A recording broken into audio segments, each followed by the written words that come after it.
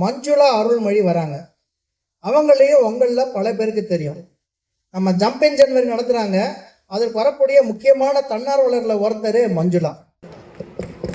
நம்ம தமிழ்ச்சங்கத்திலையும் மிக சிறப்பாக செயல்படக்கூடியவர். இவர் ஹெச்ஆரா இருக்கிறாரு ஒரு கம்பெனியில். நல்ல பேச்சாளர். நோட்டு கீழே கிழிச்சிடுவாங்க. பதில் சொல்வதற்காக மஞ்சுளாவை அன்போடு அழைக்கிறேன். நன்றி நடுவர் அவர்களே. சந்தோஷமாய் இங்கு கூடியிருக்கும் அனைவருக்கும் என் பணிவான வணக்கத்தை தெரிவித்துக் கொள்கிறேன். பல கற்பனை கதைகளை சொல்லி கைத்தட்டில் வாங்கிவிட்டு நாகராஜன் ஐயா உட்காந்துட்டீங்க. பல்லு போறதை விட உங்களுக்கு அடையாளம் ஆனதவனுக்கு நீங்க வாங்கியே சாப்பிட்டுருக்கலாங்க. டென்டிஸ்டுக்கு போய் காசை கொடுக்கறத விட்டுட்டு. ஏங்க, நம்ம வாழ்க்கை எளிமை ஆகிறதுக்காக தானே இந்த இன்ஸ்டாமார்ட்டும் ஸ்விக்கியும் அர்பன் கிளாப்பும் அன்னைக்கு கூட வாங்க நாங்க உட்காந்து ஃபேனை தொடச்சிட்டு இருக்கணும். காலம் மாறிட்டே வருதுங்க. நாமளும் மாறிக்கொண்டே போக வேண்டும். இன்னமும் நாங்கள் எங்கள் தாத்தா தொடச்ச மாதிரி நாங்கள் ஜன்னலை துடைப்போம், ஃபேனை துடைப்போம்னா கண்டிப்பாக சங்கடம் தாங்க. சரிங்க, பண்டிகைனா விழாக்கள்னா என்னங்க? எங்க நம்ம மூதாதையர்கள் வழி வழியாக வந்து அவங்களுடைய வாழ்க்கை இயற்கையோடு இயந்து ஒன்றிய வாழ்க்கை முறைகளை கொண்டாடுவது தான் பண்டிகை விழாக்கள். அது நம்மளாம் நல்லா தானே கொண்டாடணுங்க. நம்ம பெற்றோர்கள் அதையெல்லாம் நமக்கு ஊட்டி அதை சொல்லி கொடுத்து நம்ம சந்தோஷமா கொண்டாடிட்டு இருந்தோம். இதை நம்ம அடுத்து வர தலைமுறைக்கு நம்ம புகுத்தி அவங்கள கொண்டாட வைக்க போக வேண்டிய நேரத்துல எங்க இருந்துங்க இந்த ட்ரெண்டிங் வைரலா சங்கடம்னு வந்துச்சுங்க? சந்தோஷமா தானே கொண்டாடிட்டு இருந்தோம் எல்லாருமே. எங்க இருந்தே 3 பேரும் வந்தீங்க. அப்படியா அவங்க எவ்வளவு சந்தோஷமா சொல்றாங்க, சங்கடம்ன்றீங்க. இயந்திர கதியில ஏயோட ஓடுன்னு ஓடி அலாரமுக்கு எழுந்து டெட்லைனுக்குள்ள மேலைய முடிச்சு ஏதோ ஒரு அவசர கதியில சமையல் செஞ்சு டெய்லி பேக் பண்ணி school class tuition office calls எல்லாத்தையும் பண்ணி மெஷின் மாதிரி ஓடிட்டு இருக்க இந்த வாழ்க்கையில பண்டிகைகள் மட்டும் சங்கடம் இல்லைங்க. ஸ்ட்ரெஸ் டிப்ரெஷன் வாழ்க்கையே சங்கடமாயிட்டு போயிட்டு இருக்க காலத்துக்கட்டத்தில் இருக்கோம் நம்ம எல்லாம். ஸ்ட்ரெஸ் டிப்ரெஷனால எத்தனை பேர் சங்கடத்தோடு இருக்காங்க தெரியுங்களா? அந்த மாதிரி நேரத்துல ஒரு மந்த மாறுதமாய், அதாவது ஒரு இளம் தென்றலாய் மெல்லிய காற்றாய் வர்றதாங்க இந்த பண்டிகைகளும் திருவிழாக்களும். அருமை அருமை உண்மை. விழாக்களும் அந்த ஒரு நாள் எங்க பண்டிகை தினம் வருதுங்களாங்க உங்களுக்கு? எங்கேயோ அங்க ஒண்ணு இங்க ஒண்ணு, மாசத்துக்கு ஒண்ணு 2 மாசத்துக்கு ஒண்ணு தானே வருது. அத கூட சந்தோஷமா கொண்டாடாம என்னத்துக்குங்க சம்பாதிக்கிறோம்? வாழ்க்கையை எதை நோக்கி ஓடுறோம்? அத கூட சந்தோஷம். கேள்விக்கு பதில் இருக்கா உங்களுக்கு? அந்த சந்தோஷத்தை ஏன் இழக்கிறீங்க? நாகராஜன் ஐயா சொன்னது தினம் அனைவரும் சங்கடங்களை சந்தித்துக் கொண்டிருக்கிறோம். ஆக அதுல இருந்து ஒரு மாற்றமா இங்க கூட்டத்தை பாருங்க, சந்தோஷமா இருக்கும். இப்ப அவர் வீட்டுக்கு தினதானம் மைசூர் பாக்கு வருது, தினதானம் பல்லு உடையுதா? ஆக மொத்தத்துல அந்த சந்தோஷத்தை பண்டிகைகளை நம்ம கண்டிப்பா மிஸ் பண்ணாம சந்தோஷமா கொண்டாடணுங்க. இதுல விவசாயிகள் சந்தோஷமே படல, அவங்களுக்கு வருமானமே இல்ல, அதெல்லாம் சொன்னீங்க, ஒத்துக்கிறோம். அதுவும் நான் சொல்றபடி பார்த்தா பொங்கல்ன்ற பண்டிகைய தைப்பொங்கல்ன்ற பண்டிகை தையில வருதுங்க. அந்த பொங்கல் பண்டிகை எப்படி கொண்டாடுதுன்னே பல பேருக்கு, சிட்டியில டவுன்ல வளர்ந்த பல பேருக்கு தெரியவே தெரியாது. வயல்ல காலே வச்சிருக்க மாட்டாங்க. அது முதல் உதாரணம் நான் தாங்க. கல்யாணம் ஆகி போற வரைக்கும் பொங்கல் நல்லா கொண்டாடணும் எங்க வீட்லயும்.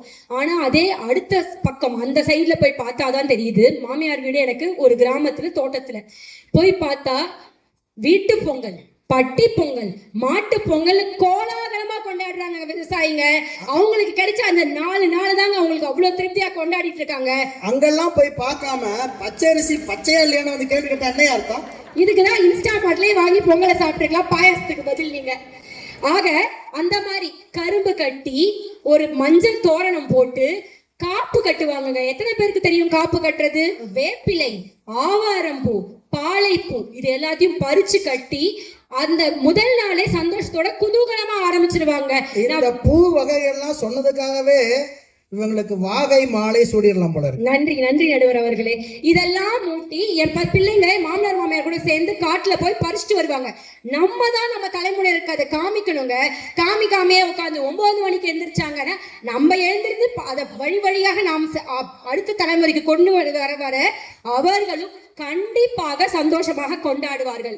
தீபாவளி எடுத்துக்கோங்க, லட்சுமி வெடி, பிஜிலி இதெல்லாம் வெடிச்சு விரலுக்கு ஏத்த வீக்கமா நம்ம தேவைக்கு நம்ம கொண்டாடினா நல்லா இருக்கும்.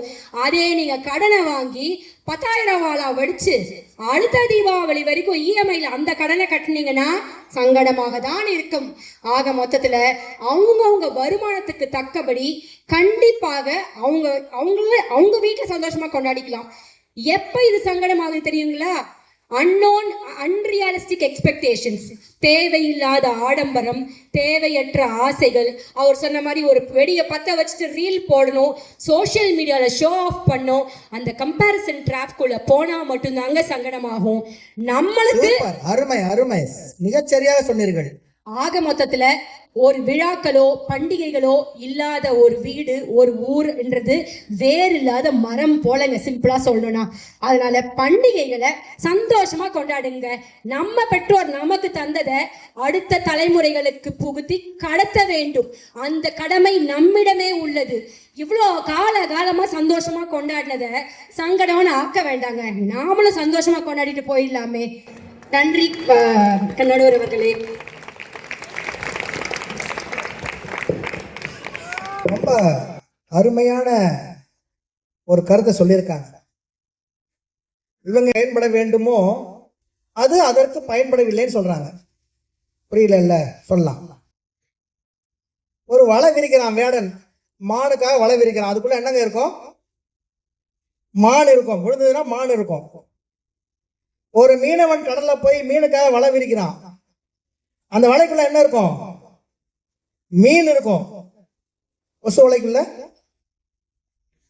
கொசு இருக்காது, மனுஷன் போய் உட்காந்துக்கிறான். அவங்க என்ன சொல்றாங்க?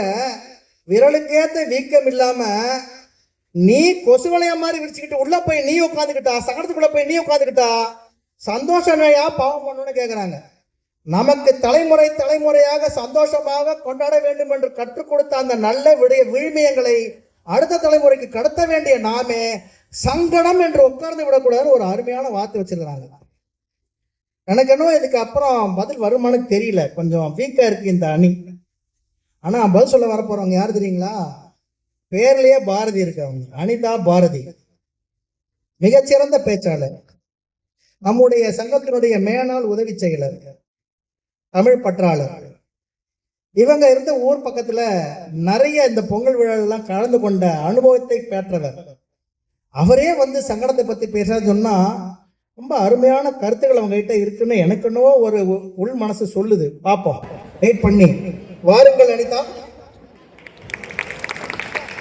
அனைவருக்கும் வணக்கம். ஐயா, உங்களுக்கு மிக ஒரு சிறு சங்கடம் காத்திருக்கு. ஐயோ, ஆரம்பிக்கும் போதே இப்படி சிக்ஸர் அடிக்கிறிய. இங்க சந்தோஷம் உட்கார்ந்துட்டு இருக்க அணியில 3 பேருமே பெண்கள். பண்டிகைன்னு வந்தாலே பெண்களுக்கு தான் வேலை அதிகம். இவங்க 3 பேரும் சொல்றாங்க, இப்படி ஊரை ஏமாத்த கூடாது, ஓகேவா?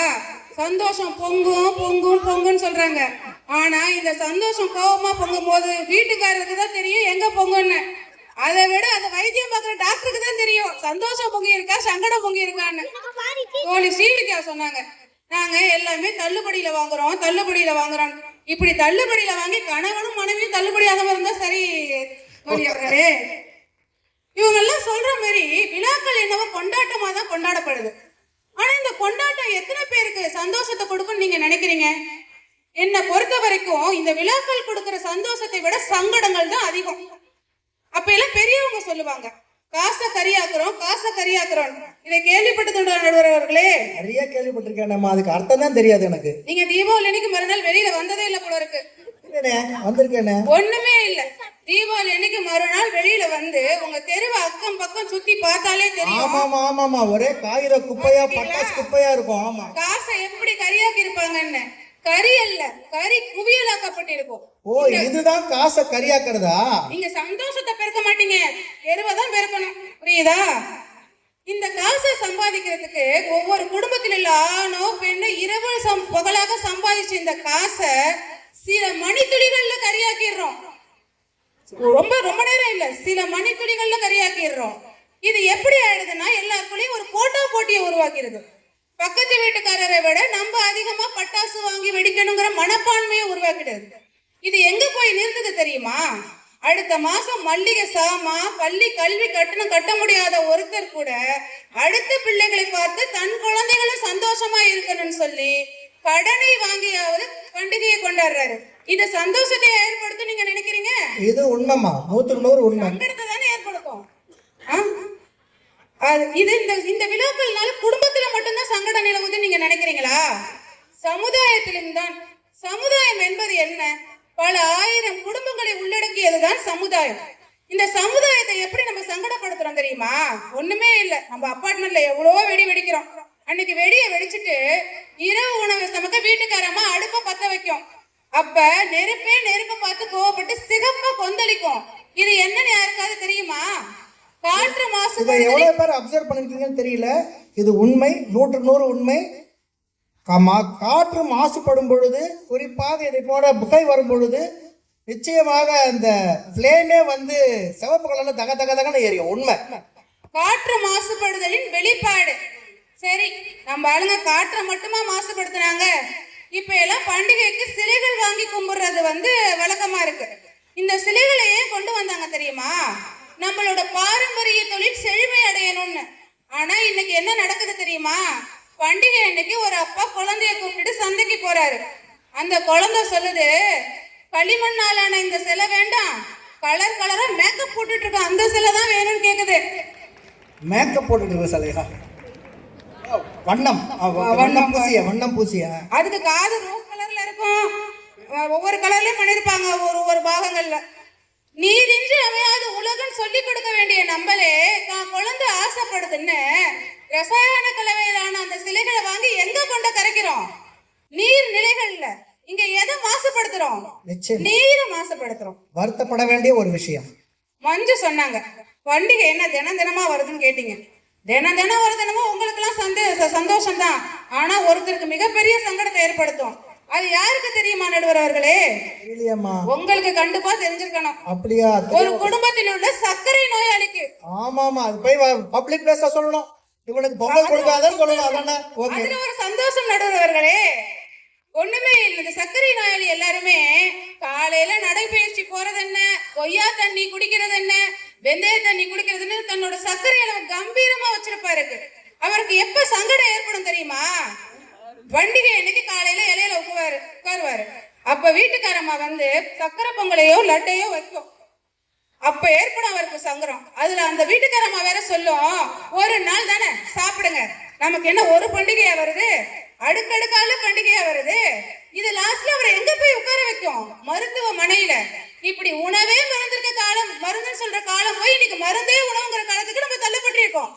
இப்படி அமிர்தமாகிய குடும்ப நிதி, காற்று, நீர், உணவு இவற்றை நஞ்சாக்கிய இந்த விழாக்கள் வந்து சந்தோஷம் ஏற்படுத்தும் நீங்க நினைக்கிறீங்களா? என்னை பொறுத்த வரைக்கும் இந்த விழாக்கள் எல்லாமே அன்றைக்கு மட்டுமே சந்தோஷத்தை ஏற்படுத்துமே தவிர எதிர்காலத்தில் சங்கடத்தை மட்டுமே ஏற்படுத்தும் என்று கூறி எனது உரையை முடித்துக் கொள்கிறேன். அனைவருக்கும் பொங்கல் நல்வாழ்த்துக்கள்.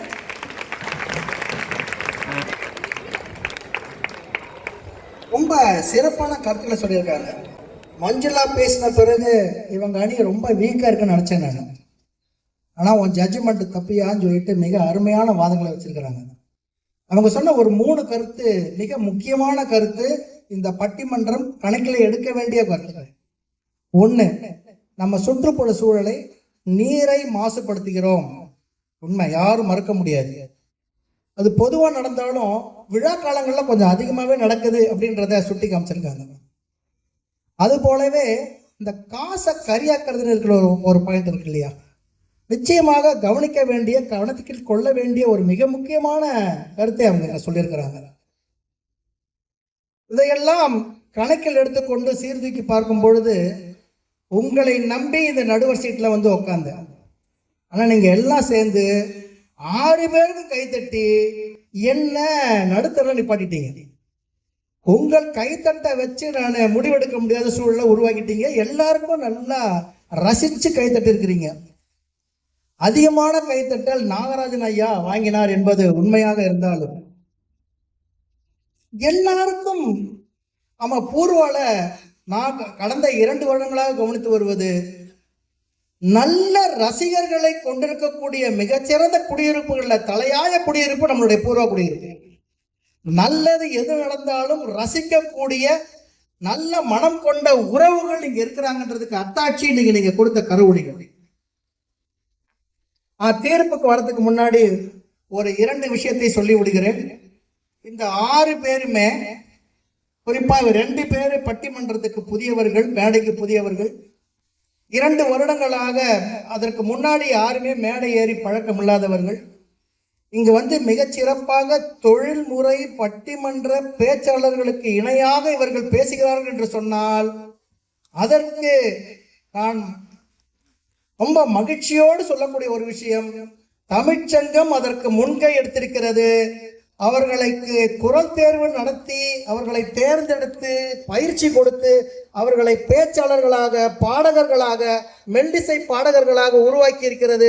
இன்றைக்கு மேடையில் பாடிய பல பாடகர்கள், ஸ்ரீவித்யா, வெங்கட்ராமன், சுவாதி இருக்காங்களா, சுவாதி, நம்ம துர்கா போன்றவர்கள் அனைவருமே எங்களுடைய மேடையை அலங்கரித்தவர்கள், எங்களுடைய மெல்லிசை மன்னர்களை அலங்கரித்தவர்கள் இன்னைக்கு இறங்கியிருக்காங்க.